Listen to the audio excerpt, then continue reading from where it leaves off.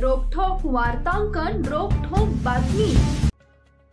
बदलापूरच्या शाळेत चिमुकलीवर अत्याचार करणारा आरोपी अक्षय शिंदे याचा पोलिसांनी एन्काउंटर केला होता।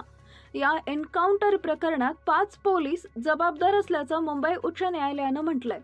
अक्षय शिंदेच्या एन्काउंटर प्रकरणात 5 पोलीस जबाबदार असून त्यांच्या विरोधात गुन्हा दाखल करून कारवाई करण्याचे निर्देश मुंबई उच्च न्यायालयानं दिलेत।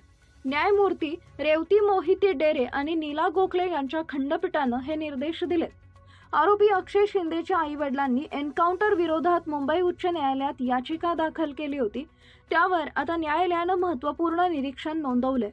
बदलापुरात एका शाळेत शिकणाऱ्या चिमुकल्या मुलीवरील लैंगिक शोषण प्रकरणात अक्षय शिंदे आरोपी होता। एका दुसऱ्या प्रकरणात त्याला तळोजा कारागृहातून ताब्यात घेतल्यानंतर दुसऱ्या तुरुंगात नेत असताना वाटेत त्याचा पोलिसांनी एन्काउंटर केला। आरोपी अक्षय शिंदे यानं पोलिसांच्या गाडीतून रिव्हॉल्वर हिसकावून पोलीस पथकावर गोळीबार केला होता। त्यानंतर पोलिसांनी स्वसंरक्षणासाठी केलेल्या गोळीबारात अक्षय शिंदे ठार झाला असावा असा दावा पोलिसांनी केला होता।